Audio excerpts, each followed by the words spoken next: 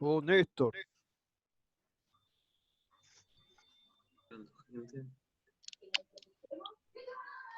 Bienvenidos a todos, les vamos a pedir a todos, vamos a silenciarlos a todos. Sí, sí, sí.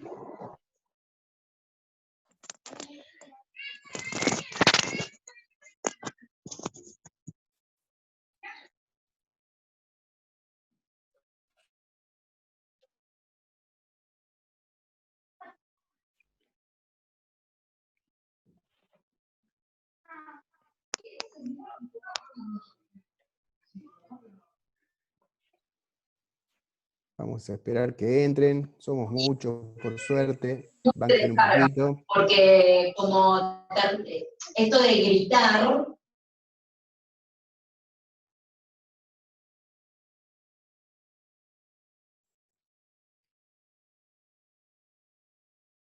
Santiago, no te estamos oyendo. Abrí tu micrófono y empezamos, amigo. Dale. Dale. ¿Cómo están? Buenas noches a todos. Ahí decía que bien Néstor, que se avivó y agrandó el boliche, porque nos iba a quedar chico hoy, y sí, efectivamente, así fue. Por suerte tiramos una carpa ad hoc en el patio de la Peña y pudimos hacer que estemos todos adentro hoy. Porque ya, viste, empieza a ver en los WhatsApp, empiezan a revolear piedrazos, sino que dicen que no estamos habilitando. Bueno, saludos a todos, mi nombre es Santiago Barassi, bueno, junto con Néstor Borri, venimos hace tiempo trabajando y construyendo esta aventura conceptual, estética y sobre todo bien argentina que se llama Factor Francisco, y hoy tenemos la suerte en esta previa del 9 de julio de estar con Daniel Santoro y con Pedro Saborido, dos amigos de la casa, dos entrevistados de Factor Francisco. Pedro, más reciente, Daniel, creo, si no fuiste la primera entrevista de Factor Francisco, pegan el palo. Y es una de las que le llevamos al Papa, te lo tengo que decir.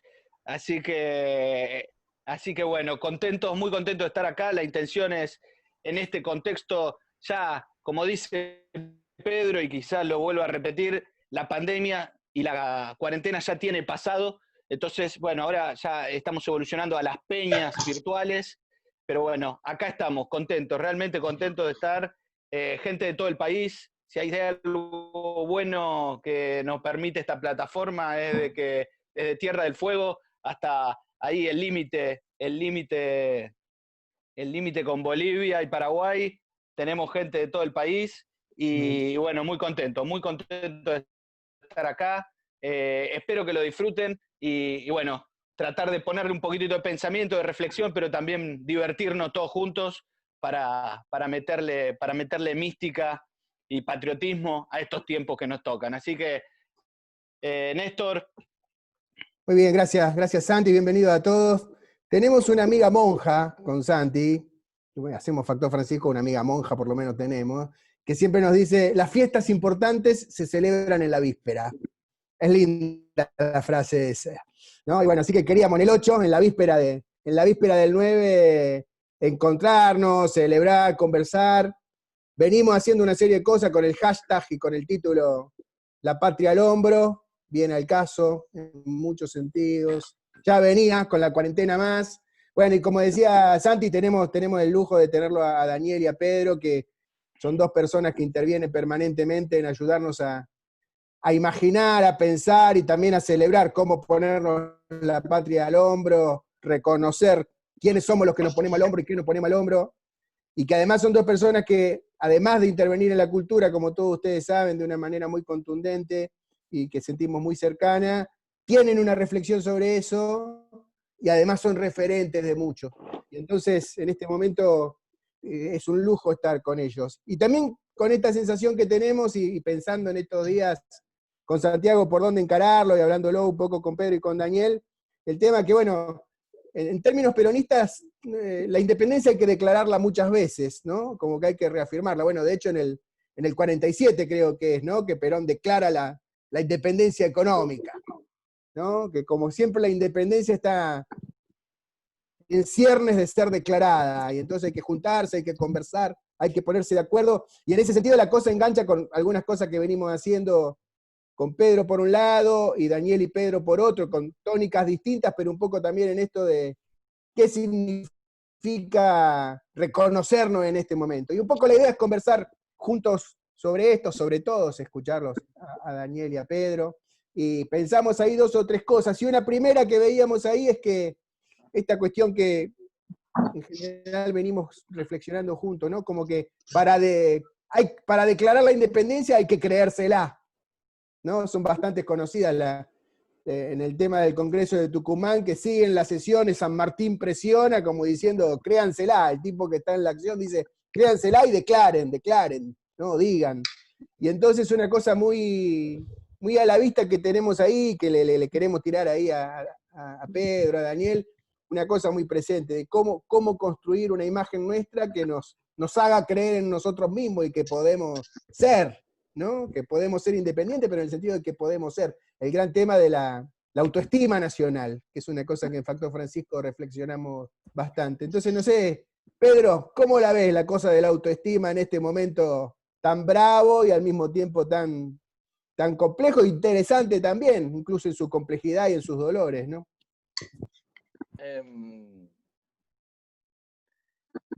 Recién, hablando antes de que entre escuchaba a Daniel hablando de la fascinación por la virtualidad, que yo también he descubierto, hacemos vivos constantemente en Instagram con Daniel juntos, cada uno por su lado, y pensaba precisamente que es algo que trajo esta circunstancia, algo que jamás hubiéramos imaginado, pero la circunstancia nos empuja a ello. De la misma manera que las últimas circunstancias mostraron en un momento, hace 3 meses, una idea de unidad, tanto que hubo hasta una fascinación por la idea de que la cuarentena, como algo, como un efecto de enemigo común sobre todos los argentinos, provocaba una unidad. Es decir, el enemigo en común, necesitamos un enemigo también, un objetivo para unirnos, ¿no? Así como en un mundial jugamos contra Brasil o contra Alemania y todos nos olvidamos de quién es radical, de quién es peronista, quién es trotskista, y nos abrazamos en el obelisco con Del Caño. También ocurrió en los primeros meses de la primera semana, diría, tal es así que hasta mucha gente decía, celebro esto, que quizás nos una, etcétera, etcétera, etcétera. Y hasta incluso mucha gente se entusiasmó con la idea de que el capitalismo deje de existir en base al virus, ¿no? Fascinaciones, ¿no? Digo, esas fascinaciones a las que aparecemos de golpe y que después con el tiempo vemos que no eran tan así, que una vez que aparecía la idea de una unidad sólida, aparecían las formas de volver a dividir, y nos encontramos divididos a las pocas semanas, primero por un malentendido con los presos, después con la idea de los sueldos de los... Es decir, pasamos de aplaudir todos a dividirnos entre los que aplaudimos y los que tocan la cacerola rápidamente.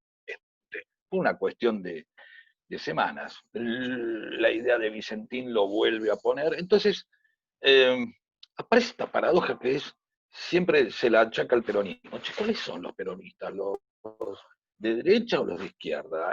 ¿Firmenich o Menem y Osinde? ¿Cuáles son los peronistas? Entonces acá también cabería la pregunta para, ¿quiénes son los argentinos?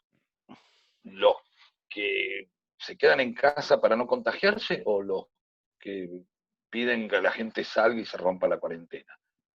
¿Cuáles son los argentinos? ¿Los que cuelgan la bandera en la casa o aquellos que fueran al obelisco también con una bandera argentina? Porque todos van con una bandera argentina, ¿no? Entonces, pensaba en la idea de que quizás el libro emblemático del argentino, como la Carta de Poe, daba una clave de que quizás lo que sea por mucho tiempo el karma argentino, ¿no? Nuestro principal libro, aquel que le da nombre a estaciones, clubes, parrillas, avenidas, es el Martín Fierro, ¿no? ¿Estamos de acuerdo? Como libro emblemático, un libro argentino. Y la frase más conocida del Martín Fierro es la que advierte que los hermanos deben ser unidos porque esa es la ley primera, bla, bla, bla. Todos la conocemos también, ¿no? Es decir, el libro emblema del argentino tiene la advertencia que sería como la contracara de aquellos que dicen que siempre se alude a que lo han hecho los ingleses, esa frase que es divide y reinarás. O sea, el divide y reinarás viene de afuera y después nosotros decimos los hermanos se han unido. Es decir, hay alguien que los va a dividir, sabemos que no va a dividir. Entonces, cuando pensaba en la autoestima nacional, ¿cuál es la autoestima nacional? La del peronista que piensa que dice, yo quiero una Argentina fuerte, pujante, y viene el tipo liberal de derecha, también te va a decir, yo quiero una Argentina fuerte y pujante. El tema es de qué se trata. Entonces decir, vamos a hacer todos una unidad con todos y nos juntamos ahí y de pronto estamos charlando y estamos con Augusto y con Jorge Las Bolas y con el otro y de pronto uno dice, bueno, vamos, todos queremos una Argentina grande. Y de pronto uno dice, bueno, por supuesto, que no tenga sindicatos. Es decir, no, pará, no era la idea, que no, con más sindicatos incluso.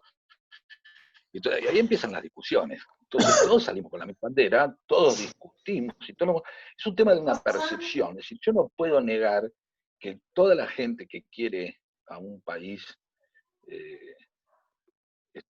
grande, y que quiere un país mejor, que quiere a la Argentina mejor, también puede ser un montón de gente que lo que siente y necesita es que precisamente no existe el peronismo para eso. Es decir, lo que nosotros vemos como la herramienta para lograrlo, los otros lo ven como obstáculo. Es decir, donde nosotros vemos una puerta, los otros ven una pared. Donde nosotros vemos un camino, los otros ven un puente cortado. Digo, suponiendo acá que estamos todos más o menos dentro del mismo palo, ¿no? Digo, peronistas y sectores cercanos. Hoy me llamaron unos jóvenes del comunistas del Congreso Extraordinario, ¿no? Y digo, mirá vos, finalmente, jóvenes que es un nombre hermoso, ¿no? El Congreso Extraordinario. Es bárbaro, es como decir, Partido Comunista, Congreso Estupendo. Claro, le van a poner maravilloso, espléndido, claro, Congreso del Partido Comunista. El más maravilloso Congreso. Sí, ¿cómo estuvo el Congreso? Extraordinario, dice el tipo, y ahí me quedó el nombre. Entonces, la autoestima es, bueno, también la autoestima va a ser sobre cuál modelo, o sobre cuál país, cómo hacemos para ver la misma Argentina, si pudiéramos verla. Si la queremos ver libre de negros o con negro adentro, si con peronistas adentro, peronistas afuera, ¿cómo hacemos? Y yo creo que parte de esa autoestima se puede reconstruir a partir de la vocación de sentir que vale la pena. Voy a decir algo para terminar esta parte. Confieso que parte, y esto me gustaría que lo hablemos después, Daniel va a tener muchos más elementos, seguramente, como siempre que yo, y más profundos y más interesantes, que es cuando salió la bola de manifestaciones a favor de Vicentín, yo tuve un pequeño momento de bajada de brazos interno, métanse el país en el orto. Y eso es lo que atenta contra la autoestima a veces de un país. Sentir en un momento que no vale la pena.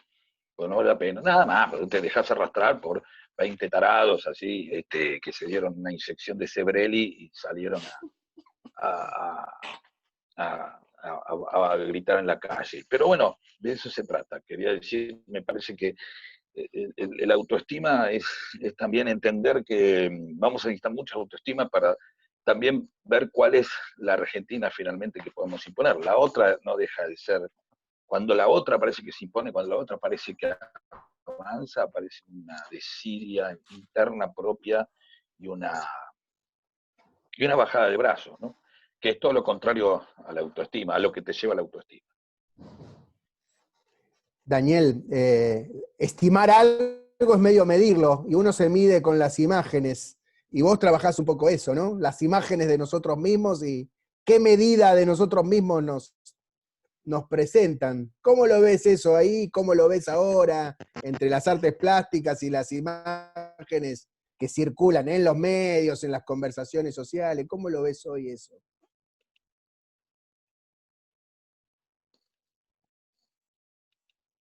A ver si lo vemos a Daniel.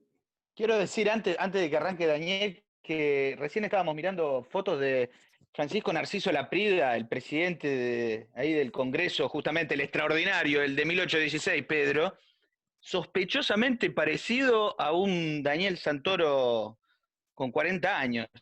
¿Sí?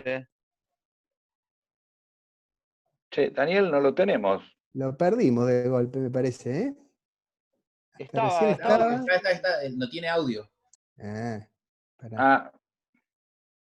Es un tema de muteo. Sí. Yo no lo veo. ¿Vos lo ves, Santiago, a Daniel? Ahí lo estoy. Está en la lista, pero no. Bueno, paciencia. Puede pasar.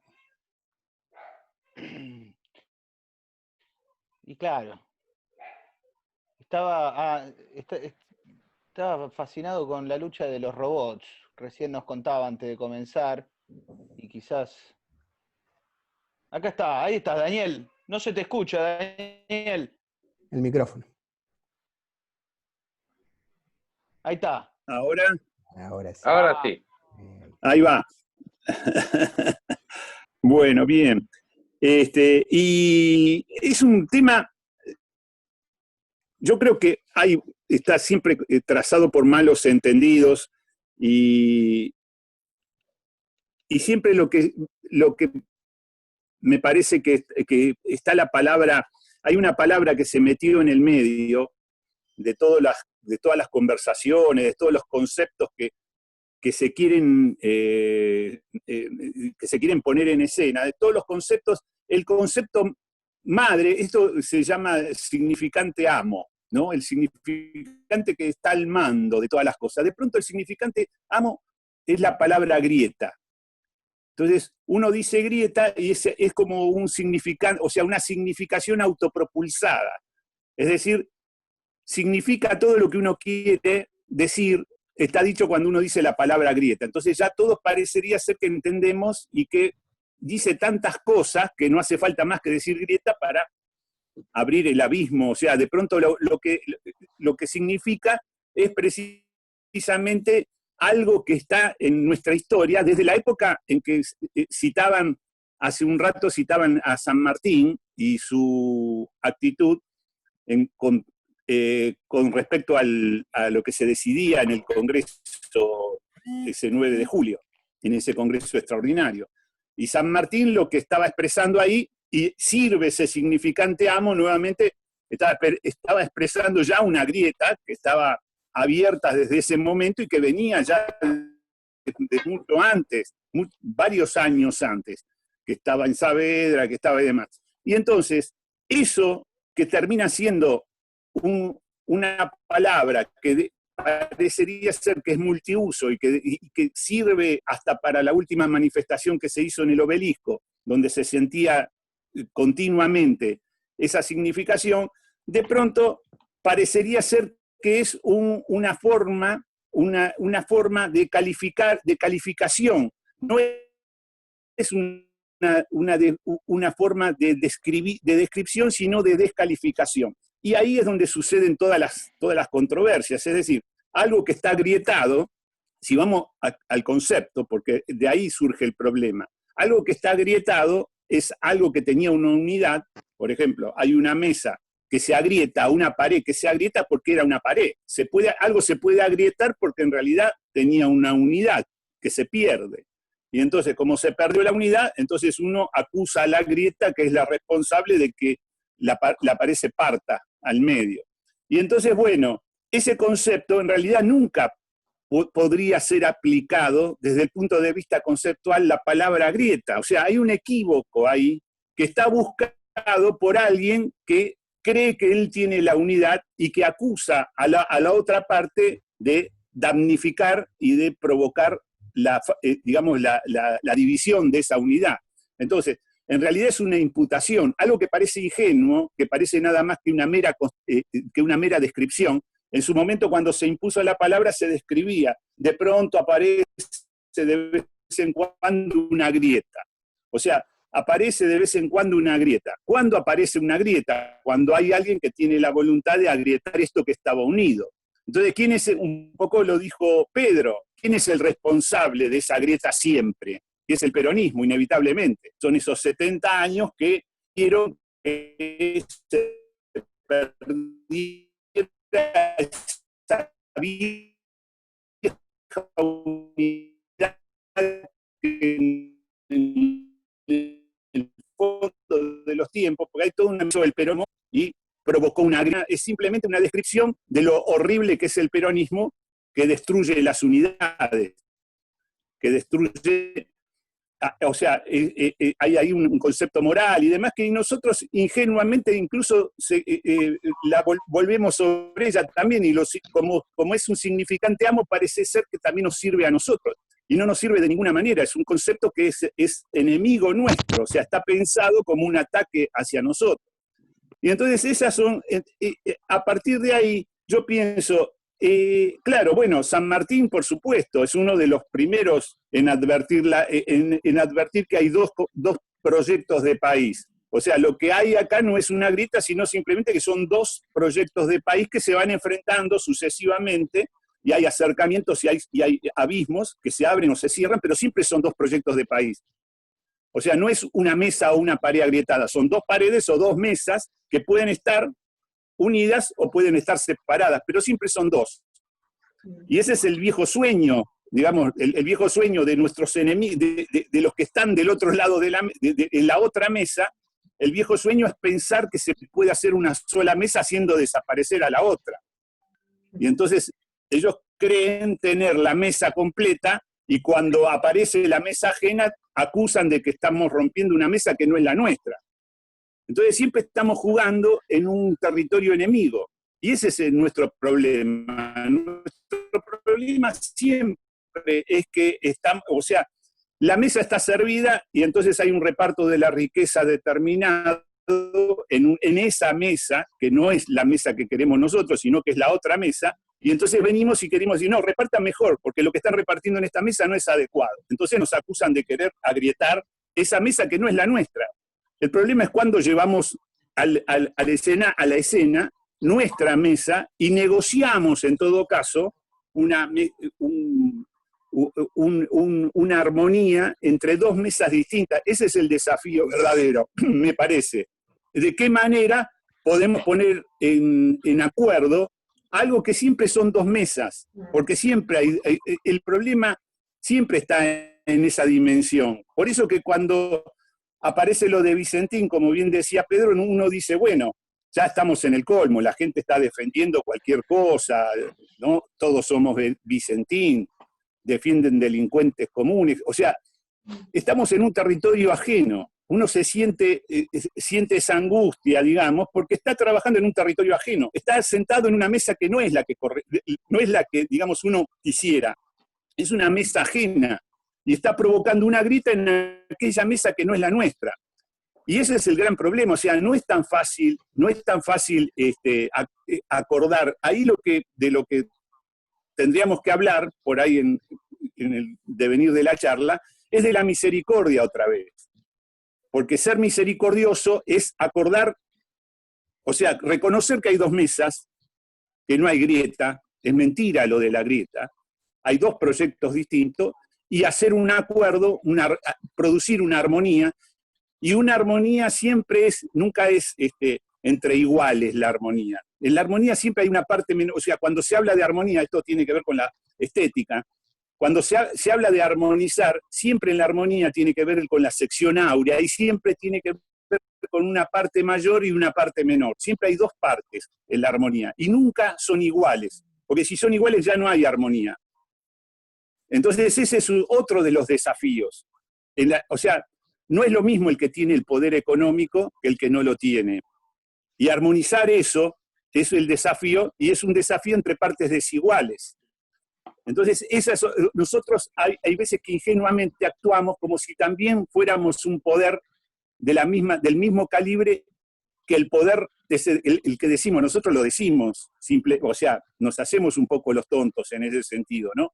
Y decimos el poder real, y pensamos que podemos desafiar e ir de igual a igual contra el poder real. No podemos ir de igual a igual contra el poder real. El poder real, por eso nosotros le estamos diciendo, es el poder real.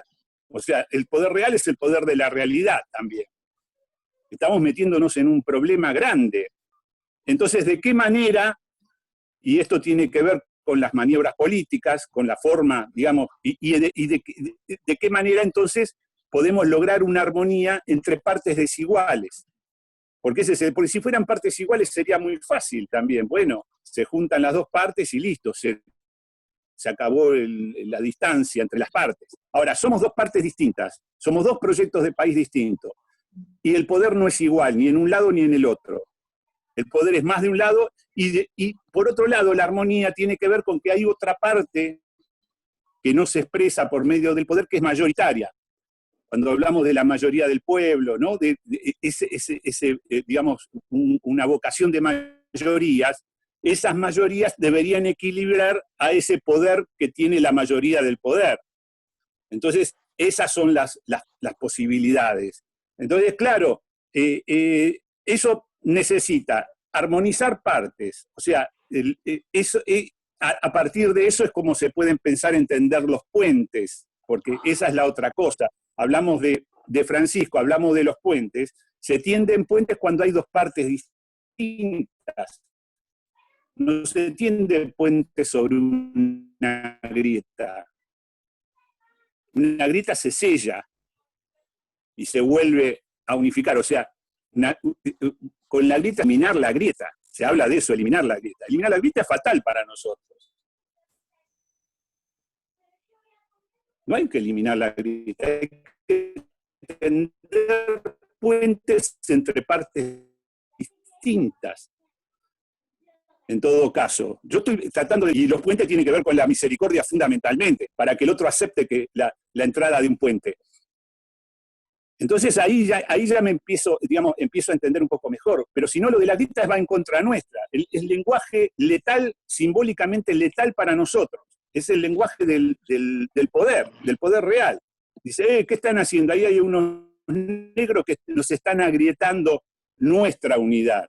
Esos negros intrusos son el aluvión zoológico, son los que vienen a meter las patas en la fuente. Simbólicamente son siempre esos los que provocan una grieta en algo que estaba perfectamente unido y armónico hasta que llegaron los negros.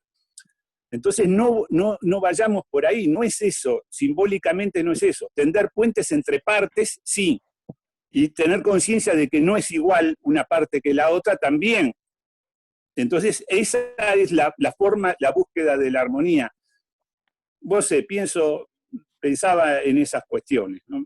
Ahora, una cosa que pasa, ¿no? Que como buen significante amo, la grieta tiene mucha capacidad organizativa, digamos, ¿no? Claro. Organiza el discurso, organiza las partes, Exacto. ¿no? Y da órganos a cada parte, le da qué Claro. decir a cada parte, ¿no? Exacto. Da como un parlamento. Exacto. Eso es muy efectiva, digamos, en ese sentido. Y nosotros terminamos como con la organización de ellos, digamos.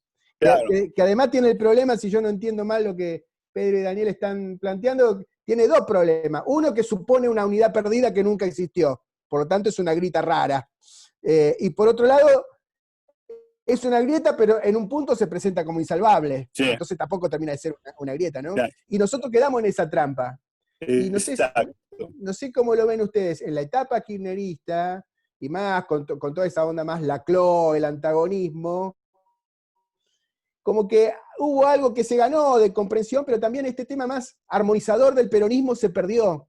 Y entonces algo de la sustancia, no sé cómo lo ven ustedes, de la promesa de armonía peronista, no sé, como que está pendiente todavía de ser puesto. No quiero evaluar negativamente la etapa anterior porque de ninguna manera lo fue, pero sí marcar como ese límite a lo mejor, ¿no? Que como que nuestro Parlamento, en vez de hacer la promesa de armonía que se plasma en el gesto de la misericordia, entonces una promesa también presente, nos quedamos medio ahí también con una fantasía de la eliminación del otro, en vez de hacer lo que políticamente se puede hacer para armonizar, que es elegantemente subordinarlos, no sin costo, ¿no?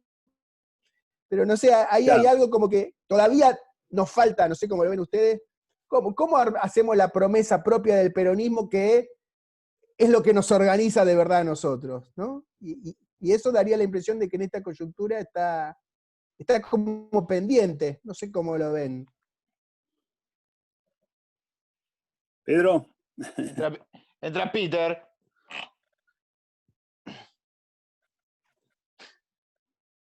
A ver,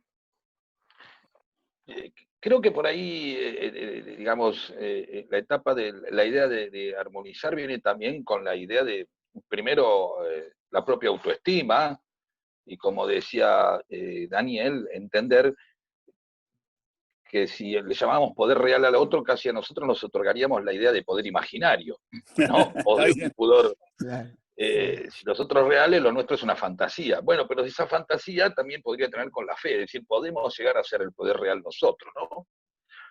Antes de ser, digamos, tener fe, digamos, una cosa de creer para poder ver o para hacer. Primero creer y luego existir, o sea, una propia creencia, y creo que ahí viene la parte donde vos decís las etapas de fortalecimiento propio, ¿no? Digamos, la parte más evita del peronismo, aquella que habla de la oligarquía, de tirar toda la mierda y no quedará piedra sobre piedra, y después un Perón que dice, bueno, vamos de a poco, el tiempo y la sangre, digamos, un pelear y negociar, un golpear y negociar, que son como, Daniel lo va a expresar mucho mejor todo el tiempo que yo soy como una banda soporte de su pensamiento, en esta idea de que sabemos que se golpea y se negocia, pero además no es simplemente golpear todo el tiempo. La idea de la grieta es golpear todo el tiempo. Esa idea de estar divididos, de entrar en ese juego, es precisamente empezar a convocarnos y a constituirnos a partir de esa pelea, ¿sí? Y entrar en un juego que precisamente consiste en sentir que estamos divididos cuando en realidad la parte que nos toca en esa división es la peor, que es la de perder. Nos queda el romanticismo, pero la identidad a partir de la grieta, como bien dice Daniel, no es el territorio en donde nosotros podemos construir o subordinar, o por lo menos crear embajadas en el otro sector que nos aborrece o nos tiene miedo o simplemente no está de acuerdo. Mirá las distintas maneras que hay que ver el peronismo, ¿no? Del odio a no estoy de acuerdo. Y nosotros simplemente muchas veces, gracias a la grieta, vemos al que no está de acuerdo con el que nos odia de la misma manera. Ah. Si uno tiene que tender un puente, lo primero que puede tender es un puente, es aquel con el que puede dialogar.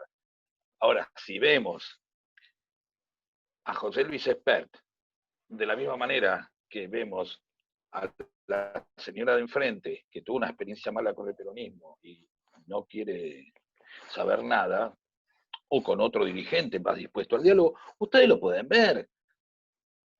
Las diferencias que puede haber del otro lado, con quién se puede construir, con quién no. No es lo mismo Fernando Iglesias que Pinedo, para ir a ejemplos concretos, ¿no? Entonces, la idea que plantea Daniel, que es la superación precisamente de esa grieta, ¿no? En un modelo de grieta en el cual inevitablemente vamos a perder. Inevitablemente, frente a ese poder al que le otorgamos encima la idea que es el poder real, no queda otra que construirnos en una máquina de fracasar y ser precisamente una máquina de fracasos testimoniales. Si observamos lo que se dio hacia el peronismo, hacia adentro, fue lo que dice Daniel. La unidad del peronismo se basó en la misericordia, se basó en el olvido de ofensas, en traiciones que no hubo. ¿Quién iba a decir que Sergio Massa iba a poder sentarse con Kirchner o que Hugo Moyano? Eso necesitó, la unidad necesitó de la postergación de la propia esencia y del propio ego y de las propias grietas. Es decir, el peronismo superó sus propias grietas o tendió sus propios puentes hacia adentro. Esas prácticas, evidentemente, que funcionaron hacia adentro, serán las que deban funcionar hacia afuera. ¿Puede contener a toda la unidad del peronismo? No, evidentemente se han escapado cosas por afuera, algunos momentos de duda, algunos momentos de el propio Moreno, ¿sí? Es decir, pero ha creado una masa crítica de unidad que implica que habla de la posibilidad de generar eso más allá del peronismo. O sea, la solución del peronismo no es solamente ser el peronismo, es ser más que el peronismo. Es cuando el movimiento amplía, y para eso debe ser misericordioso. O sea, si el peronista no puede aceptar a alguien que no es peronista, en una circunstancia que comprobadamente es minoría, porque el peronismo todavía tiene modales de mayoría, cuando no lo es. Sabemos que no es la mayoría, no sabemos que no es el 50 o 60% de la Argentina que se siente peronista. Tenemos modales y tiene modales de mayoría, pero en realidad no lo es. Y funciona mejor y gana cuando tiene una vocación frentista. Y cuando la vocación frentista, como dice Daniel, necesita precisamente de la misericordia de poder aceptar, de trascenderse a uno mismo. ¿Hasta dónde? Hasta el límite precisamente de lo que significa el peronismo. Obviamente no vamos a poder conciliar con racistas o con gente, no se puede, no hay manera, no está en la esencia del peronismo aceptar el racismo.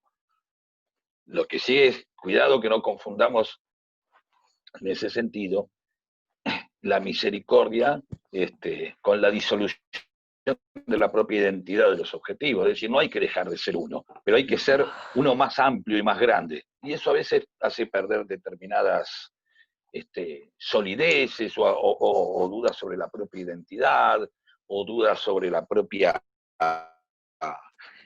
esencia de lo que estamos haciendo, o de lo que queremos hacer. Pero, como decía Daniel, hay algo ahí que es la misma práctica que se hizo el peronismo hacia afuera, hacia adentro, es quizás la que tenga que empezar a hacer, que estoy seguro tiene que empezar a hacer hacia afuera.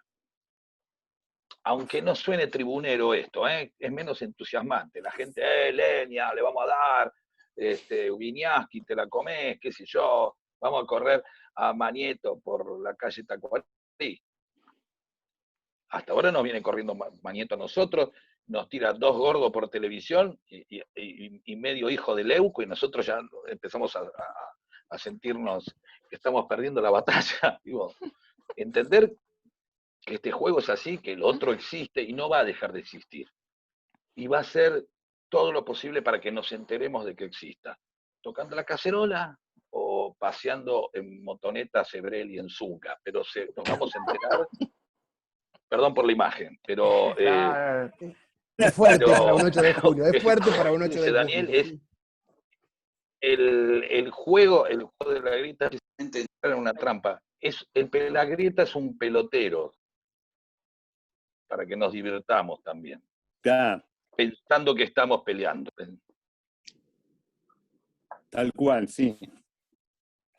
Y está muy bien la imagen de Sebrel y en Zunga me mató. Bueno, y aparte un 8 de julio. Con frío. Claro, con el frío, pobre. Antes de la Señor cena. Sebrel, Antes de la cena. se le cayó el pene, acá. Lo corre. Perdón. ¿Cómo lo ves, Daniel? Y mira, sí, podríamos sumar ahí conceptos nuevos por ahí. Estamos hablando de la necesidad de la unidad, ¿no?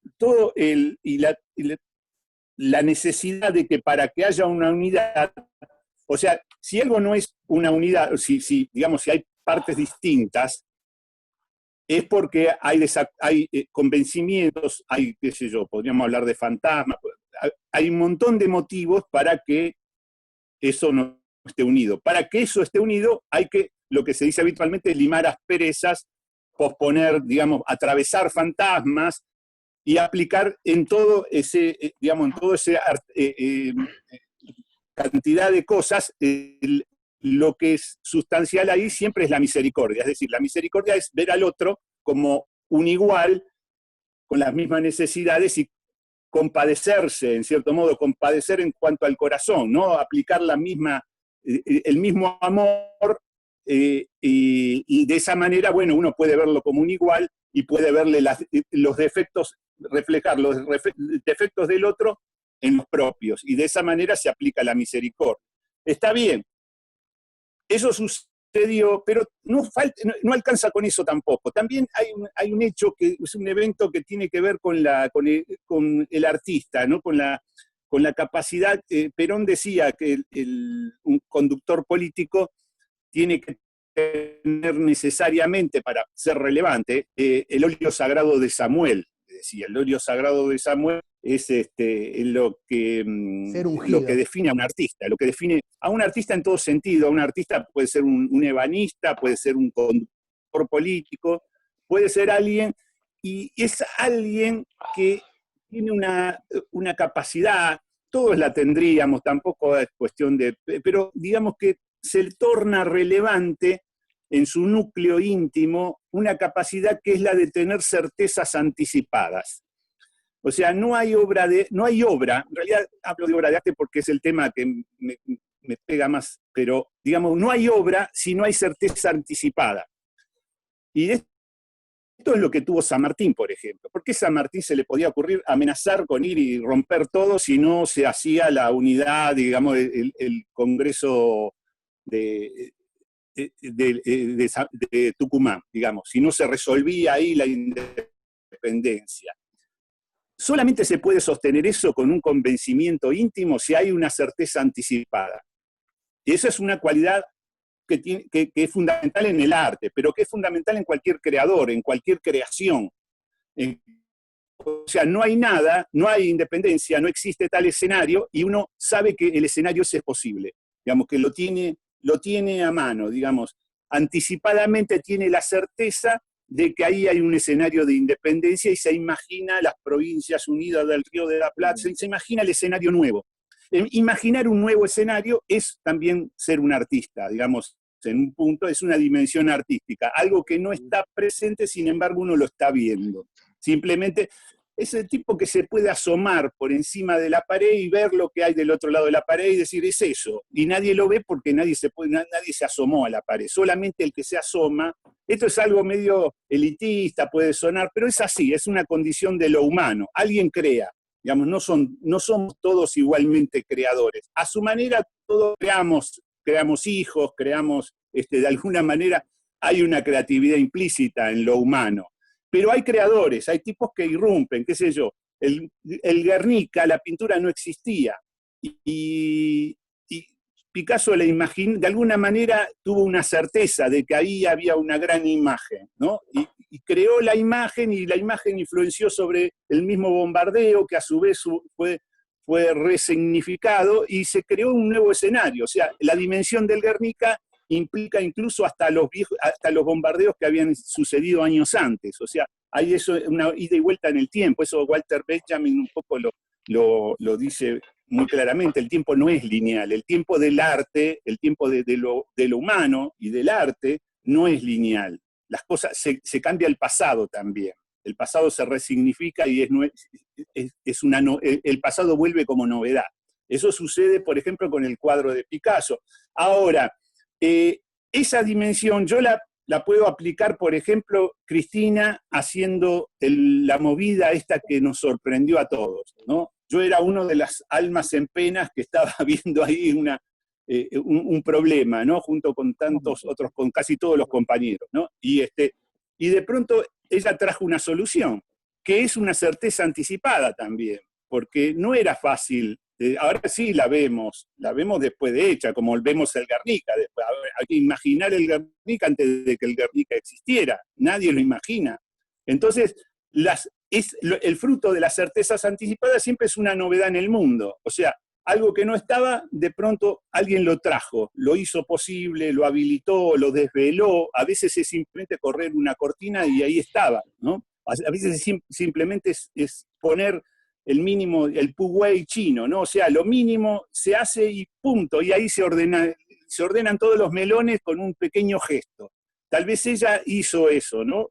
Detrás de eso podemos analizar a Lideljar, a todos los grandes estrategas, Clausewitz, ¿no? La estrategia de aproximación indirecta. se le pueden aplicar muchas teorías, pero el hecho es fruto de una certeza anticipada. Digo, cambio el escenario.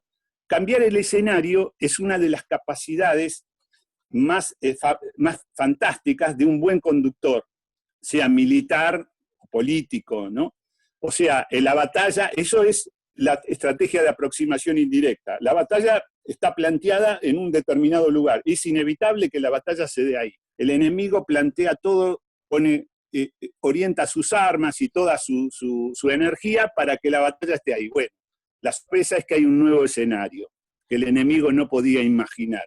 Esa habilidad es una certeza anticipada también, es un hecho artístico, si se quiere también, y se plantea un nuevo escenario donde el enemigo queda de garpe porque tenía todo su esfuerzo puesto en un lugar donde no va a haber batalla. Eso es Liddell Hart, el famoso capitán asesor de Churchill, y Estrategia de aproximación indirecta, un libro que el Papa Francisco suele recomendar a los políticos, ¿no? Entonces, practicar bastante. Claro. Y practicar bastante, si no, no sería el Papa Francisco. Exactamente. Él es amante de las estrategias militares y lo que tiene la estrategia de aproximación indirecta es que ahorra sangre. Tal vez gaste tiempo, ¿no? Y ahorra sangre. Esto es una cosa, un escenario, por ejemplo, ¿cuál es el escenario que genera Alberto? Estoy haciendo un punteo, ¿no?, de estas cuestiones, pero Alberto genera un escenario nuevo que es esto, el de aplicar la misericordia, porque la estrategia de aproximación indirecta sobre todo es misericordiosa, con las propias vidas y con las vidas del otro, porque evita la batalla principal, siempre va hacia escenarios secundarios de batalla. Y entonces, bueno, pero en el caso de Alberto, plantea el viejo apotegma peronista, siempre, ontológico, digamos, ahorremos sangre, gastemos tiempo.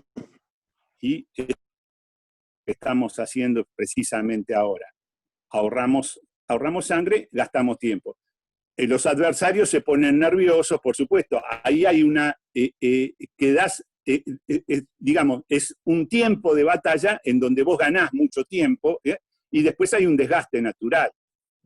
Cuando el adversario pega toda la vuelta y empieza a cascotearte en tu propio campo de batalla. Eso sería una de las cuestiones. Entonces ahí hay que nuevamente plantear un cambio en la estrategia y bueno, tal vez ahora en las próximas semanas haya que cambiar nuevamente el escenario de la batalla política, ¿no? Porque ya se agotó esta parte se agotó la sorpresa, se agotaron todos digamos, el tiempo y el planteo como estaba hecho. Entonces, ese tema de Cristina sorprendiendo y teniendo un gesto de extrema misericordia ahí, con la elección de Alberto como presidente, hay pocas veces se ve en política un renunciamiento. En la historia argentina, bueno, hay otro renunciamiento muy, muy puntual, ¿no? En otras circunstancias totalmente distintas. Pero digamos, renunciamientos de ese tipo hay muy pocos, y eso es lo que sorprende. Y eso sorprende tanto porque es un escenario inesperado, absolutamente inesperado, porque no cuenta, en general, la misericordia no cuenta como un insumo de la política. En general, de poder y demás. O sea, la renuncia del poder siempre es una sorpresa y siempre genera un escenario inesperado. Entonces, esas son las cosas que tendríamos. Y ahora, ¿cómo podemos, pensando en las próximas movidas, cuál es la circunstancia en la que uno debería pensar primero, en la aplicación esta de la sorpresa, del nuevo, digamos, la novedad, la certeza anticipada? ¿De qué manera uno puede anticipadamente tener en la mente algo que podría generar, digamos, una adhesión política? Algo que, digamos, podría, como dijo Pedro, en las primeras semanas, cómo concitó la unidad de todos, digamos, parecía ser que se había logrado. Una cosa que después, claro, se vio totalmente desbordada y por supuesto es lo que es de esperar, ¿no? Son escenarios precarios. Ahora, en esta precariedad que siempre es la pandemia, hay una segunda etapa, por lo menos, que podemos empezar a leer.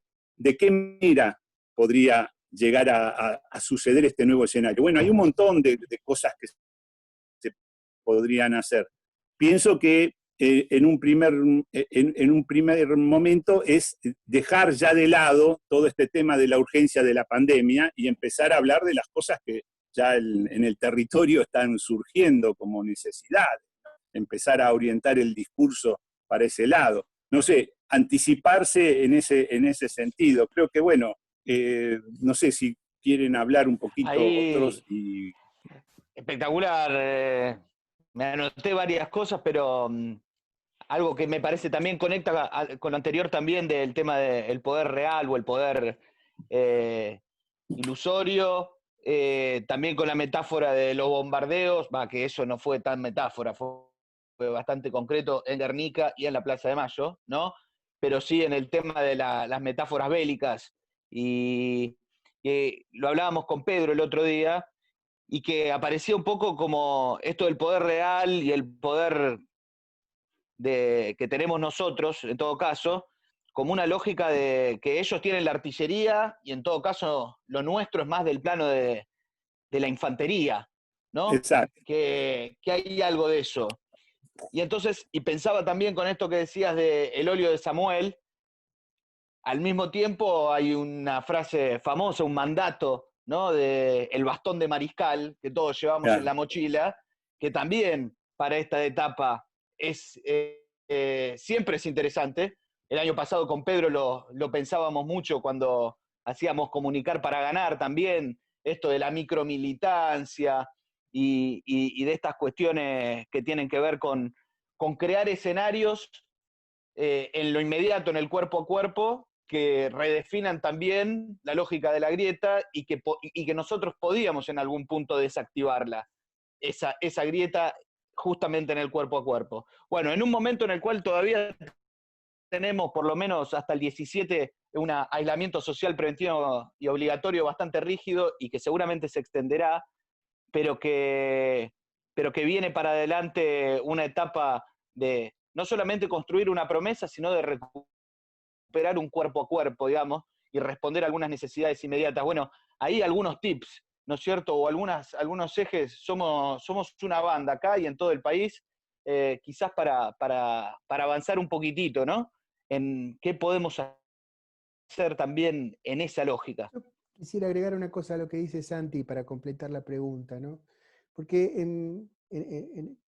ya encaminándonos como a un último tramo, y esto de qué tenemos como cuerpo social militante o los militantes en general, porque el peronismo tiene la característica de que tiene militantes, ¿no? Tiene gente enamorada de su causa que tiene una práctica. Y una impresión que yo tengo, lo hemos hablado con Pedro, Daniel también lo tiene tematizado en sus propios términos, la militancia actual, el peronismo lo tiene, pero la militancia actual no tiene tantas imágenes de la misericordia. Yo lo veo un poco así, me permito ponerme por un momento un poquito evangélico. Lo contrario de la misericordia no es el egoísmo, sino los sacrificios. La frase evangélica es, misericordia quiero y no sacrificios. Los malos, digamos, el PRO, los liberales, la derecha, tienen muy claro los sacrificios que exigen. Exigen que hay que sacrificar una parte de la población, hay que sacrificar poder adquisitivo, hay que sacrificar vidas. Esa es un poco más clara. Ahora, nuestra imagen militante, muy marcada por una versión también de la militancia de los 70, también es mucho de inmolarse, también es muy sacrificial en un punto, ¿no? Sí. Tenemos mucho más las imágenes, incluso cuando miramos a los desaparecidos, vemos más su imagen sacrificial que su imagen de misericordia y de solidaridad. Como que eso está como pendiente, porque nos autoconcebimos como artillería también. Somos los soldados de Cristina modo artillería, ¿no? Por decirlo en el modo. Nos cuesta, infantería, misericordia nos suena medio blanduzco. Por eso no nos entusiasma, nos suena blanduzco. Y ahí hay algo como que proveer, ¿no? Una imagen de nosotros mismos, que proveer de más ternura, de más cercanía, y demás solidaridad, pero no esa solidaridad onda, solidaridad porque nos la medimos la solidaridad, sino, no sé cómo la ven esa. Ahí como que en la militancia necesitamos imágenes que nos entusiasmen de la misericordia. No sé cómo lo ven. Pedro. Daniel, ¿voy yo un cachito? ¿O querés? Dale, vos, sí, Pedro, sí. Está muy, muy lindo esto que dijiste. Vos fíjate que la imagen que tenemos de Cristo siempre es digamos, es más potente el que se sacrificó, es el Cristo que mata, ¿no? El desaparecido, por decirlo de alguna manera, el torturado, que el otro Cristo más peronista, que es el que distribuyó pan y vino, que dijo, bueno, vamos a multiplicar, ¿no? Y por ahí sin medir los gastos, ¿no? Digamos, Ineficiente, dirías vos mismo, Pedro. La claro, misericordia es ineficiente, digamos. claro, digamos, sin fijarse muy bien digamos, en cómo quedaba el déficit fiscal de Jesús después de repartir tanto. Claro. Entonces digo, che, qué bueno, es más copado ese, ¿no? Un tipo que multiplica panes. Y entonces, bueno, vos vas a la iglesia y hay uno que está crucificado, no está el tipo que reparte los panes. Es un momento que se reparte el pan, que es la hostia y toda la cosa, pero que tiene más que ver con la última cena, toda esa y otra vez el sacrificio y la sangre, ¿no?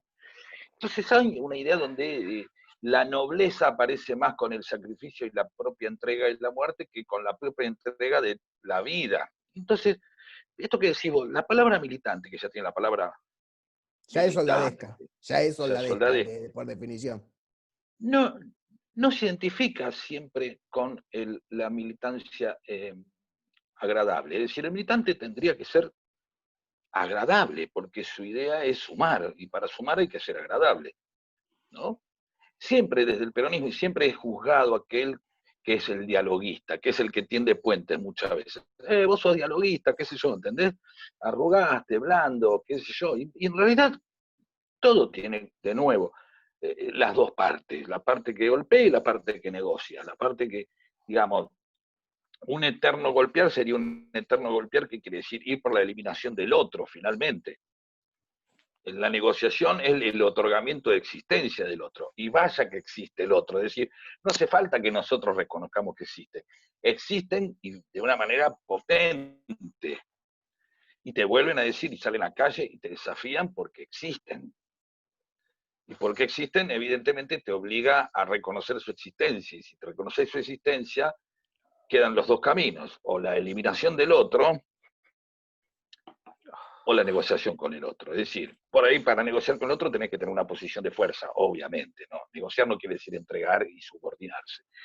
Entonces ahí, esto que decías vos con respecto al tender puentes, es reconocer en qué etapa quizás estamos, que quizás consista en algo. Es un milagro que el peronismo, si nosotros miramos hace un año y medio atrás, es un milagro que el peronismo de nuevo esté en el gobierno, aunque tenga esta versión que a muchos no les convence. Realmente es un milagro. Si nosotros pensamos hace un año atrás, decir va a ganar el peronismo de vuelta, no nos la creemos ni nosotros en ese momento. Decimos, no, se quedan 20 años esto. Y nosotros quizás en la comodidad de ser una fuerza de la oposición, lugar que tampoco nunca es cómodo para la mayoría de los peronistas, pero sí también cómodo por ahí para el lugar que también te constituye en ser un eterno idealista de laboratorio, en el cual precisamente nunca fallás, porque como dice Perón, si no quieren cometer errores, no hagan nada. Es una manera maravillosa no cometer errores, no hacer nada. ¿Querés no cometer errores siendo gobierno? Bueno, pues no seas gobierno y vas a ser siempre el mejor gobernante. Entonces, volviendo un poco para atrás, es trascenderse uno mismo ser agradable implica ser en función del otro también y en función de aquellos a los que nos podemos acercar. Para completar la pregunta, yo creo que sí, que hay momentos de resistencia en los que uno se tiene que endurecer y darse máquina, que los tuvimos para adquirir, y momentos donde ya no se puede seguir siendo resistencia cuando vos sos gobierno.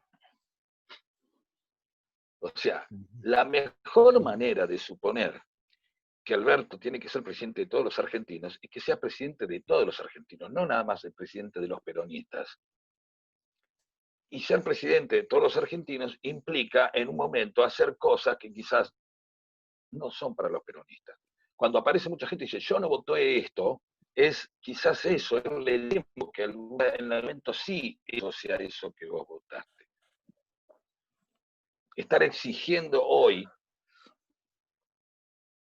es quizás no estar viendo esa jugada que todavía no apareció, que puede llegar a aparecer. Y como dijo Daniel, hubo un campo que se cambió, un territorio. Fíjense que se estaba discutiendo de Alberto y Santiago Cafiero y todo el albertismo en diciembre y en enero y en febrero. Y cómo la pandemia cambió el escenario totalmente. Es decir, no fue una decisión del peronismo, pero que cambiando el escenario, todos quedaron, la oposición quedó mareada y que el que pudo se tuvo que tardar en recomponerse, e incluso haciendo eso que más nos conmueve, que es lo irracional. Lo que más nos conmueve del otro son los irracionales. No vemos a los Monzó o a los Santillis, a los dialoguistas. Los que más nos conmueven son los Ebrelli. De ahí perdón por la imagen que seguramente los va a acompañar todo el fin de semana largo. ¿No? Pero lo que más nos conmueven son precisamente los sectores más duros, que son los que más te emocionan. Y cuando nos emocionan, perdemos. Porque sacan lo peor de nosotros. ¿No? Y ahí es donde, como dice siempre Daniel, perdemos el objetivo. El objetivo no es contestarle a Fernando Iglesias. Teníamos que tener misericordia sobre Fernando Iglesias y obviarlo de nuestro... El objetivo es sentarnos a hablar con lo que no podemos hablar para seguir siendo mayoría y seguir siendo gobierno. Y no solamente apostar al tiempo. Para apostar al tiempo también hay que ganarlo. Y yo creo que hoy estamos ganando tiempo y con eso ya es suficiente. La otra opción hubiera sido realmente perder, hubiera sido haber desaparecido. No quiero exagerar en este momento, porque no puedo hacer, pero midamos las consecuencias que hubiera sido, no solamente en la pandemia, sino con el peronismo de haber ganado Macri nuevamente. Entonces, el primer gran triunfo fue esa misericordia interna para poder aceptar que no fuera Cristina. Y como siempre lo hablamos 1000 veces, ¿no? con Daniel antes. Entender que primero no podíamos darnos el lujo de perder, porque perder es una responsabilidad. Y hoy lo hubiéramos visto, en un escenario de pandemia, el peronismo hizo que se salvaran muchas vidas, porque es gobierno. De haber sido el gobierno Macri, y es una cosa que yo sé que es contrafáctica y todo lo que sea, hubiera dicho, todos sabemos lo que hubiera pasado. Yo ya estoy, digo... Bien. Mira, justo me viene, el otro día dieron un documental en uno de esos Discovery, sobre la Okinawa, sobre la toma de Okinawa. Y claro, lo que más asombraba, lo que decía Pedro de la conmoción, ¿no?, que provocan algunos de los descontrolados del PRO, ¿no?, que hacen las cosas increíbles que pueden llegar a hacer. Los soldados norteamericanos estaban conmocionados porque veían ellos cuando entraban en la isla, ya estaba para los japoneses todo perdido, veían cómo se despeñaban familias completas desde los peñascos, desde los acantilados altísimos, y se tiraban y se mataban. Unos pocos quedaron vivos, los que no tuvieron el valor de suicidarse en realidad. Y ellos confesaron que la imagen que tenían era de que eran unos monstruos que literalmente los iban, no sé, se los iban a comer, no sé, que los iban a torturar tremendamente. Entonces, por recomendación, le habían hecho el coco, digamos, las autoridades japonesas, les recomendaban que no se entregaran y que se suicidaran antes de entregarse. Y me hizo acordar un poco a este pobre hombre que murió de COVID, que era uno de los que capitaneaba las protestas en el Obelisco.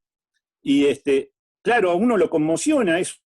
algo que te deja desarmado, pero tenían más o menos la misma enjundia de un japonés en Okinawa, o sea, estaba alguien lo dijo, ahí la intoxicación que había sufrido con los medios, ¿no? Digo que el efecto más o menos es parecido a ese, o sea, no pueden tolerar. Lo que a los japoneses les pasaba era la cercanía del soldado norteamericano, les provocaba esa pulsión de tener que suicidarse antes de estar cerca, digamos, tolerar la presencia de esos enemigos norteamericanos. Creo que nosotros estamos ahora en la condición, tenemos la posibilidad, porque en cierto modo tenemos la pelota también en nuestro campo, digamos, nosotros podemos jugarla acortando las distancias. Algo de esto dijo, creo, Santiago, acortando las distancias. O sea, ese es el punto donde nosotros podemos recoger, digamos, algún fruto misericordioso. Es decir, no permitirles esa distancia de artillería, digamos, de fuego graneado, de fuego al bulto, o sea, de kamikaze incluso. Patricia Burri se tira como un kamikaze, o sea, provoca, aunque sea un raspón en la cubierta, le conviene. 15 minutos digamos, de malentendido en las noticias les conviene. Prefieren eso antes de la cercanía, o sea, de ir y hablar. Yo creo que es un error no hablar, no provocar un diálogo, incluso con Patricia Burri, incluso, o sea, no me importa, yo no distinguiría entre el más enjundioso, el más contrario y el menos contrario. Con el menos contrario, por supuesto, ¿viste? Tener una actitud, pero de cercanía real, como dijo Santiago, ¿no? De infantería, o sea, salir del tiro de artillería e ir a la cercanía de la infantería, no con la bayoneta calada, sino todo lo contrario, con el gesto, digamos, ¿cómo se llama?, de amor, ¿no? De aplicación, digamos, de explicación. Yo creo que hay, por ejemplo, bueno, desde el punto de vista de la comunicación, que siempre nosotros estamos con tantos problemas, porque, bueno, no tenemos buena, digamos, por ahí falta entrenamiento, no sé, pero yo creo que hay que vivir adentro del estudio del TN, y si es posible ir al programa de la Nata, y creo que tenemos que estar ahí. O sea, hablarnos a nosotros mismos en C5N me parece una tontería a esta altura.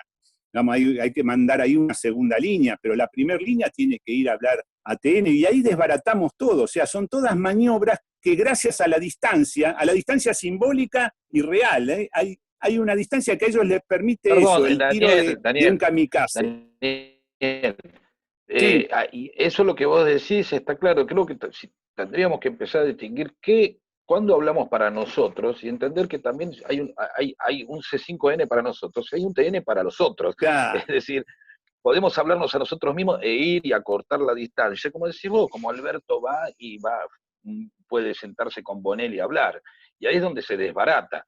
¿Sí? Perdón, era simplemente eso de que sí, que hay, evidentemente hay momentos de acercamiento que es cuando se desarman, ¿no? Cuando uno invita. Exacto, yo escuché en las radios nuestras, en las 750 creo que era, bueno, en algún programa, algún editorialista de nuestro campo, digamos, y que decía, no hay que distinguir porque son todos iguales, hacen de policía bueno, policía malo. En realidad, todos los del PRO, los de Cambiemos, son todos malos. No nos engañemos, todos nos quieren destruir, Eso es una tontería. O sea, pensar en que no se puede operar en forma diferenciada sobre un eventual enemigo es un error táctico impresionante. Tomarlo como bloque, o sea, es ir a perder, es como decía Pedro, ¿no? De la vocación de perdedores, ¿viste? De ganadores simbólicos, o sea, protegemos nuestro discurso, lo purificamos al máximo, somos los que somos, o sea, tenemos un problema con la identidad en realidad, ¿no? O sea, si decimos una cosa un poco distinta, ya somos socialdemócratas, dejamos de ser peronistas. No seamos tontos.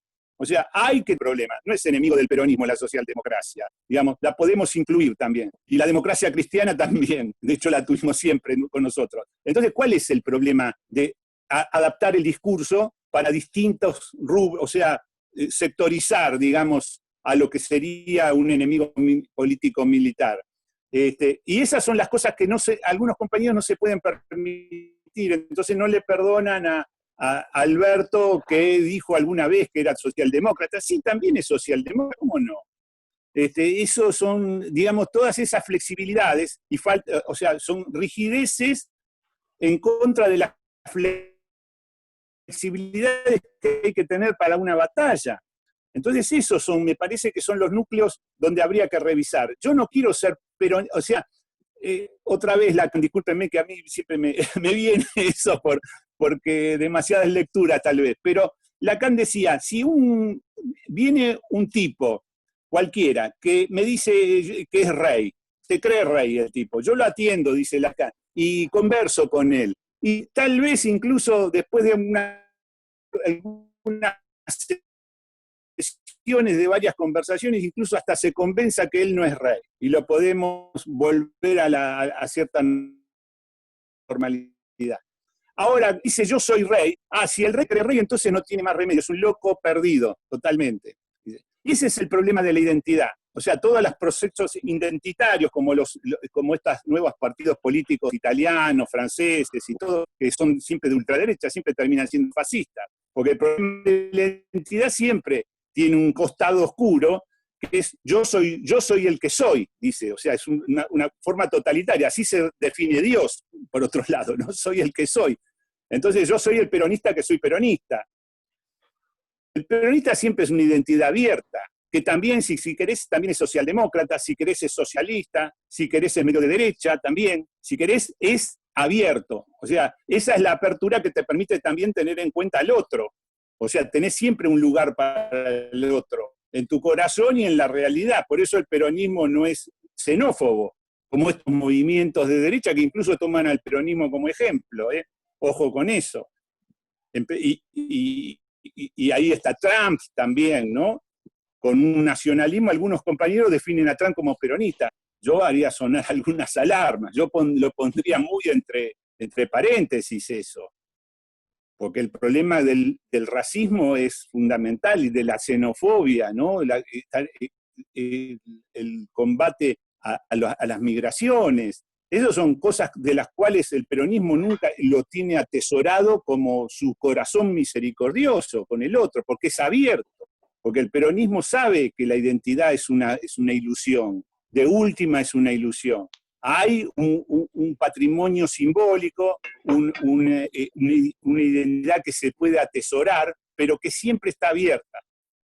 Hay una historia, hay por supuesto, están las tres banderas, y que la socialdemocracia puede encontrar las tres banderas del peronismo, por ejemplo, son invulnerables. Las tres banderas del peronismo son de una universalidad que dan lugar precisamente a todos. Precisamente por eso el peronismo es tan abierto, porque tiene esas tres banderas que ¿quién podría estar en contra de la soberanía política, de la justicia social? Y esas son las cuestiones que hacen que no tengamos que cerrarnos, no tenemos que proteger. En realidad, por eso la cercanía, el ir al encuentro, destruye la enjundia del otro, destruye al otro, le quita las armas de la mano. Y lo tenemos que hacer con misericordia eso. Y tenemos que buscarle los lados, los flancos por los cuales podríamos entrar, que son muchos y ahora más que nunca. Y no verlos como un bloque de enemigos todos iguales, al cual hay que combatir. O sea, lucha de clases, no sé, son imaginaciones por ahí que vienen del marxismo, que tienen cierta paranoia, ¿no? Y que el peronismo no puede ser paranoico. Si hay algo que no es peronismo, es paranoico, en el sentido amplio, no de la palabra, no del psicoanalítico, sino en el sentido amplio. No es paranoico con el otro, con el que viene, el boliviano que viene, ni con nadie.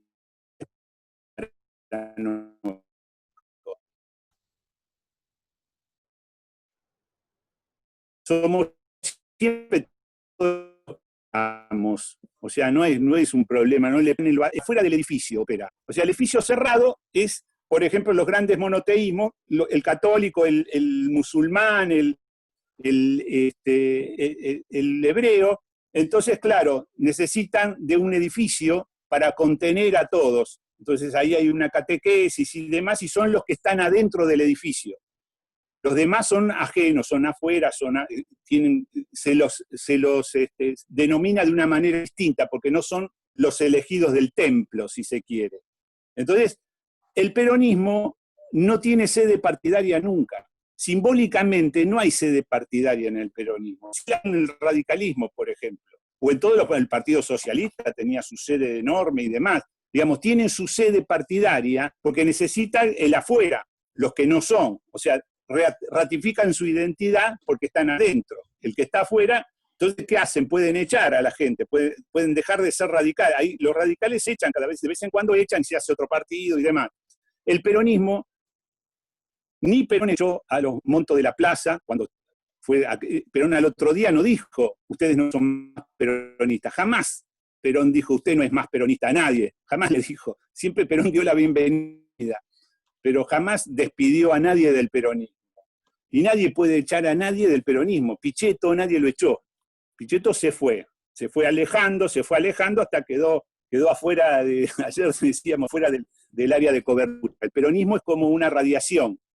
El tipo que se va muy lejos pierde la radiación y queda afuera. Ya no recibe más las señales, de Perón, y no dice más cosas peronistas, y empieza a decir cosas extrañas que son ajenas al peronismo, porque está fuera del área de cobertura. Nada más, pero es una decisión de Pichetto. Nadie lo fue a echar, porque no hay templo. O sea, no hay un lugar donde se puede decir, usted está afuera.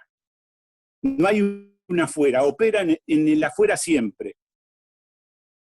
Eso es mayor misericordia que eso imposible. Esas religiones orientales, que son muchas más débiles en el cuanto al concepto de Dios, no hay un Dios en el budismo, exactamente. Entonces el templo es un paraguas, un lugarcito en donde está el Buda, que tiene la potencia de recibir los rayos, digamos, del cielo, y entonces irradia. Y el que está cerca del área, el templo es un área, no es un edificio específico. Hay unas paredes y es un área. Entonces ahí el que está cerquita del Buda se acerca lo suficiente y recibe esas radiaciones benéficas. El peronismo opera también como un vórtice. Cuando se genera el vórtice, porque hay conducción. ¿Qué hizo Cristina? Generó un buen vórtice, ¿no? Cuando creíamos que no había vórtice, ella agarró con su dedito así, ¿no? El dedito ese que es así, lo hizo así y revolvió y hizo un vórtice. Y ahí se paró Alberto, y entonces todos se acercan como al templo budista, no como a comulgar al templo cristiano o al musulmán. Al templo budista se acercan así con mucha libertad. Sí, no hay catequesis de ingreso, ¿viste? No hay nada más liberado que un templo budista, ¿no? Liberado de las cosas, o sea, son unas poquitas ceremonias, no pasa nada. No hay una catequesis específica que uno se le pide como diciendo, a ver si realmente sos, o sea, el peronómetro. No hay nada más antiperonista que el peronómetro. O sea, el tipo que quiere saber si el otro es peronista, ese no es tan peronista, está muy lejos digamos, del área, ¿no? Porque es un tipo que se cree peronista, es un pelotudo que se cree peronista, nada más.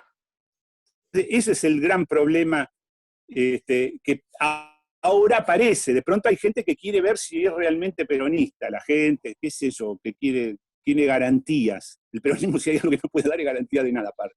Pero estamos en un momento crucial y muy favorable. Muy, muy favorable, yo lo veo, en todo sentido. Entonces aprovechémoslo. Demos ese abrazo a los que vamos a abrazar, a los que queden a la distancia adecuada para un abrazo. Y bueno, los kamikazes que se tiran, qué sé yo. Para mí no tiene mucha efectividad, por lo menos por ahora, los daños son muy menores. Daniel y Pedro también, y Santi, una cosa a lo mejor resonando y ya como para hacer una última vuelta y redondear, ¿no? Con Santi, cuando trabajamos, y a medida que lo fuimos trabajando cada vez más al tema de Francisco, Bergoglio, el Papa, fuimos viendo cada vez más que es una especie de alter Perón, o un Perón cyborg, o un Perón que trabaja de Papa, digamos, ¿no? O que así como el Dalai Lama se reencarna, hay Perones, así como hay Budas, ¿no es cierto? Así como hay Budas, hay Perones, y Francisco tiene algo. Y hay 2 o 3 cosas que creo que lo pueden confirmar empíricamente, ¿no? Porque una frase muy linda y una cosa muy linda que tiene Francisco que dice, 2 voy a decir. Una dice, las transformaciones se dan por desborde, ¿no? No Claro. por lucha, sino por desborde, por plus, por exceso. Y eso me parece muy lindo pensar en una Qué especie bueno eso. de peronismo desbordado, ¿no? Con otros bordes. Un poco Cristina cuando propone un Alberto, pone otros bordes, ¿no? Ella misma se Exacto. desborda, sorprende y pone otros bordes, otros contornos, ¿no? Otra que tiene Francisco, muy linda, que viene muy al caso con lo que están diciendo, dice, hay que acariciar los conflictos. Hay que acariciar los conflictos, ¿no? Entonces una cosa ahí donde da una pirueta respecto a la lucha y pone a decir, bueno, hay que estar cerca, hay que cambiar la distancia de la cosa. No deja de haber confrontación, pero hay una cosa media, uno podría decir también desconcertante, ¿no es cierto? Porque acariciar los conflictos no cierra mucho con la clo, por decirlo de alguna manera. No, claro. Y al mismo tiempo puede dialogar de una manera sorprendente e interesante, ¿no? A esto pongo un paréntesis. Yo tuve el privilegio de conocer a uno de los creadores de la teología de la liberación, a Gustavo Gutiérrez, que decía por la inversa, ¿no? Y para completar, me dijo una vez, Néstor, el Evangelio dice que hay que amar a los enemigos. Yo entonces lo que te recomiendo por experiencia propia es que siempre por lo menos tengas uno, ¿no? O sea, no elimina la noción de enemigo, sino que dice que hay Claro, que amarlo, pero no la elimina. Y lo mismo pasa claro. con acariciar los conflictos. No los niega en nombre de una ciudadanía cívica donde todos son, bueno, los acaricia, pero no los niega, porque para acariciar algo no lo podés negar. Y ahí me parece que está la figura linda, me parece interesante, de una especie de, es media redundante si uno va al origen, de un peronismo desbordado, porque el peronismo es un desborde casi por, ontológicamente es un desborde, ¿no? Lo que a lo mejor nos falta es generar imágenes que nos tranquilicen con eso, porque nosotros tenemos un peronismo, lo venimos trabajando mucho con Pedro y con Santi, muy identitario. El kirchnerismo Claro, tuvo como un giro de exceso de identidad, que tal bueno, no cual. fue la causa de su derrota, porque la derrota es porque la derecha siempre gana, pero ayudó un poco, ¿no? Y ahí hay algo, me parece, para recrear. No sé cómo lo ven, Santi, Pedro, Daniel, y a lo mejor con eso, algún comentario sobre esto, sobre cualquier Eh, otra cosa, y con eso ir bueno, cerrando. Santiago, no sé si vamos cerrando o vas cerrando vos. Sí, ahí, Peter, no, si querés una última intervención No, tuya, nada, Peter. sí, Sé que te corre el reloj. sí, sí, me tengo que ir. Tengo que ir a un laburo. ¿A dónde vas? Te vas a Sí, las 10:30 de la noche. es increíble que yo creo que el peronismo debe ser el sector político que más usa el Zoom. Hay vivos, charlas todo el tiempo, porque necesitamos estar juntos y la gran paradoja es que tenemos que estar juntos cada uno en su casa. No tenemos la calle, no tenemos, hay un montón de cosas que nos desafían en el contexto habitual, ¿no? Es decir, salen a manifestarse ellos y nosotros nos quedamos en casa mirando por televisión, cuando generalmente era al revés. Hacen más ruido, han reemplazado la cacerola y nosotros no tenemos bombos, todo en casa, y el bombo hace menos ruido incluso que la cacerola. Hay un montón de cosas que también nos están marcando cuál es el territorio que deberíamos aceptar y como bien decían todos, entender que ese desborde a veces no implica el quilombo. Quizás es un desborde de mesura y de astucia. Cuando Perón elige el tiempo a la sangre, eso también es peronista. Y no quiere decir que eso sea arrugar. Digamos, quizás muchos le dirían, eso no es de peronista, irse y subirse a una cañonera paraguaya, irse 18 años y tardar 18 años en volver. No sé, por ahí muchos lo tildarían de de Claro. manso, de dialogista, de blando, ¿sí? Y lamentablemente no pudimos comprobar que hubiera hecho Evita porque Evita se murió antes. Entonces, quizás también cuando uno ve en la propia historia, nosotros nos acordamos siempre del Néstor que bajó el cuadro. Pero para poder bajar el cuadro antes fue gobernador de Menem y se sentó con Mañeto y llegó a Casa Rosada y estaba Pampuro y estaba Redrado, y lo tenía Lustó en el equipo. Miren si no se abrazó con un montón de enemigos. Entonces, claro, si vamos a contar siempre la historia del Néstor que bajó el cuadro, y no vamos a contar la historia del Néstor que fue gobernador de Menem, porque lo fue, y que se reunió seguramente con Cavallo, que cuando ganó no vino de la mano, o sea, tuvimos la misericordia de Duhalde para que aparezca Néstor, porque no vino de la mano de Sandino ni Camilo Cienfuegos, llegó de la mano de Duhalde, digamos, ¿no? Entonces, veamos también en nuestra propia historia, no solamente las partes heroicas, combativas, sino las partes en donde fuimos astutos. Porque si Néstor hizo lo que hizo, hablando de Néstor, hoy por la etapa nestorista o Cristina, hicieron lo que hicieron, es que durante muchos años fueron tan astutos de que nadie se diera cuenta para qué querían ser gobierno. Bien los pelotudos hicieron durante mucho tiempo. Lo que se anuncia muchas veces no triunfa precisamente porque se anuncia. Y entonces nosotros muchas veces nos pasamos de identitarios, de declaracionistas, nos vamos al carajo, terminamos diciendo que vamos a expropiar y después nos volvemos, es como las propagandas de Quilmes en el Mundial, los argentinos y vamos, y la pasión, y después nos volvemos en octavo de final y nos metemos toda la botella de Quilmes en el ojete, ¿no? Digo, yo siento que eso nos pasó con Vicentina, esos entusiasmos de verlo, ahora sí es peronista, ahora está, es Stalin, mirá dónde lo llevamos, lo convertimos en Stalin, en joda, pero lo convertimos en Stalin, y después nos dimos cuenta que no era el bigote de Stalin, por ahí dice, no, era el bigote de Alfonsín, no el de Stalin, ¿no? Bueno, ¿saben qué? Es la realidad, y es por eso que también ganamos. ¿No? Es por eso que también ganamos. Este es lo que tenemos, es como dice Charly García, lo que ves es lo que hay. Y hasta ahora, como dice Daniel, vamos bien, vamos muy bien. Siento, más allá de que obviamente hay un montón de cosas que faltan, todo lo que sabemos, pero hoy somos gobierno. Y los que están divididos son ellos, no nosotros. Y como bien decía Daniel, vos decías, Daniel, muchas veces, ¿no? La división es fruto de la derrota, ¿no? ¿Te acordás que contabas eso?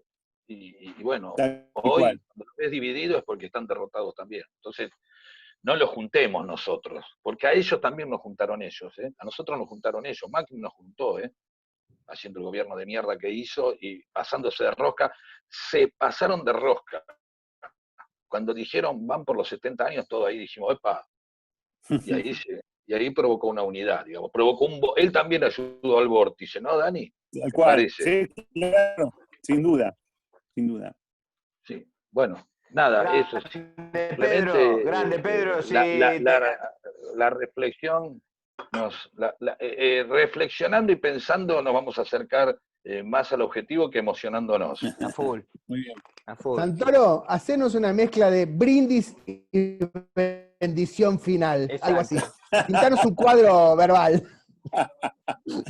No, a mí no me salen estas cosas así de finales, pero bueno, no podría haber cerrado mejor Pedro con todo lo que acaba de decir. No, hijo de puta, no, cerrá vos.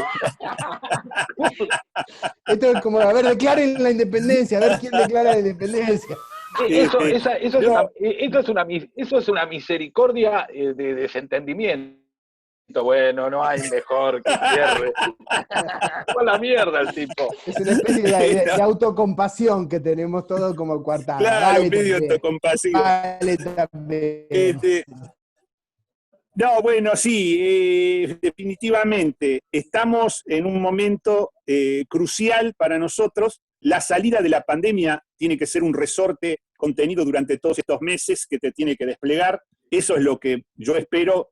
No sería una certeza anticipada de mi parte, pero tal vez, digamos, creo que la intención, todos los planetas que veo más o menos alineándose, se alinean para ese lado. Alguna vez Perón dijo, vos sabés que habría que buscarlo porque sería un discurso oportuno. No me acuerdo con referencia a qué, y se refería o sea, en qué contexto lo dijo, pero la referencia era concreta, sobre la economía. Y le hablaban a él sobre el tema de la catástrofe económica que significaba no sé qué medida, no sé qué cosa, o qué crisis. Entonces le decían a él uy, qué tremendo va a ser esto para la economía. Y Perón le parcializó la cosa y le decía, no, fíjese que usted no sabe lo flexible que son los datos de la economía, lo sorprendente que pueden recuperarse las cosas, de qué manera la economía es mucho más flexible que lo que dicen los números. O sea, las previsiones de la economía muchas veces no tienen en cuenta la energía natural que propicia. Por otro lado, el capitalismo funciona con esa libido, con ese deseo. El deseo, o sea, el poder, no lo dijo así, pero yo lo traduciría, el poder del deseo capitalista es muy grande. Y entonces todo esto que parece una catástrofe que va a durar no sé cuántos años, por ahí dentro de 6 meses es una cosa que está totalmente en el olvido. Y dentro de 6 meses están todos de jolgorio, asaltando los shoppings y consumiendo lo que no se consumieron durante estos 6 meses de pandemia. Entonces, ojo con eso. Creo que tenemos, tal vez los kamikazes que se están tirando por parte de nuestros adversarios, sean que ellos también tienen esa certeza anticipada, de que tenemos a mano las posibilidades de que esto salga adelante mucho mejor, mucho más rápido y con mucha mejor, digamos, con mucha conveniencia para el pueblo, y que ellos tengan que ver ante sus ojos cómo se les escapa de las manos lo que parecería ser que ellos quería que se produjera, ¿no? O sea, la catástrofe económica. Hay acá algo paradojal, y esto es muy paradojal, no sé si es conveniente decirlo, pero también hay una conveniencia. Nosotros veníamos muy mal. Los parámetros con los que se nos estaban midiendo, digamos, el aparato de medición que teníamos antes de la pandemia era durísimo para nosotros, eran reglas durísimas con las cuales nos iban a medir y nos iban a contar las costillas. Ahora, eso se rompió, ese aparato no funciona más, no le sirve más, la escala de medida esa ya no sirve más, nos tienen que medir de otra manera, ya lo estamos viendo ahora, ¿no? En estas nuevas negociaciones, que son mucho más convenientes que las anteriores. Entonces, nuestro caso particular, que veníamos tan mal, nos habían dejado esa catástrofe impresionante, de pronto nos deja en un lugar bien abajo, bien bajo el agua, pero en un lugar seguro bajo el agua. O sea, no estamos en la ¿cómo se llama? En el abismo de las Marianas. No estamos muy bajo el agua, ¿sí? Pero seguros y para empezar a subir. Y eso yo creo que es la esperanza que tenemos por delante. Y ellos lo saben también eso. Por eso también mucha de la desesperación tiene que ver con eso. Hay una nueva escala de medidas inesperada y que es mucho más conveniente para nosotros. Entonces hagamos nosotros todo lo posible. No nos disparemos en los pies. Digamos, eso es lo que creo que tendríamos. Y tendríamos que tener, por otro lado, y esto es otra cosa más, tener un poquito también de mucha más misericordia con los propios compañeros que han quedado heridos, que han quedado lastimados. Estoy pensando, no sé, Guillermo Moreno, estoy pensando en todos esos compañeros, que son valiosos compañeros, que siempre sacrificaron, pusieron sus vidas en esto, y que merecen ser tenidos en cuenta también. Creo que ahí hay un poco de dolor en el medio, ¿no? Y hay que tener gestos con eso. Nosotros hagamos algo diferente a lo que hacen otros políticos. Bueno, amigos, vamos a ir cerrando. A lo mejor Pedro. Dos cosas. Uno, Sí, andá, Pedro, andá. si tenés que ir, Pedro, andá. Pero hacemos un saludo. A lo mejor está, una mirá. cosa a decir, Está ¿no? pidiendo la hora. Andá, Peter. Andá a lo que tengas que hacer, Peter. Chao, chicos, nos vemos. Chao, Daniel, te A llamo vos para te ver lo saludamos. de... Mirá esto. A ver. Un compañero se llama Miniaturas Populares. Lo hacen en 3D, ¿eh? Es una impresora 3D, está perfecto. Mirá lo que es este descamillado. Impresionante. Miren lo que es. Una maravilla, el monumento tal cual, me lo regalaron. Qué bueno. Genial, ¿no? Muy lindo, muy lindo. Nos vemos. Impresionante. Bueno, gente, cerrando y saludando. A lo mejor decir, imaginemos una salida de pandemia no como final del túnel, agrego a la horrible imagen de Sebreri en Zunca, la imagen de Michetti con lo de final del túnel, no la imaginemos como final del túnel, imaginémosla como desborde de misericordia, Un desborde de abrazo, peronista. de peronismo, valga la redundancia, ¿no es cierto? Tengo que ir. Chau. Y Andá, Pedro. bueno, metámosle, abrimos el micrófono para todos para saludar. Sí, Daniel, y ahí- Pedro, los queremos mucho y la seguimos. ¡Viva la patria! Y ahí ponemos el himno. Y ahí Preparada, ponemos el Zulma. himno, ¡Viva Perón! Gracias desde Córdoba, gracias Pedro, gracias. Año de San Luis. Viejo, nos vemos. Gracias. Gracias.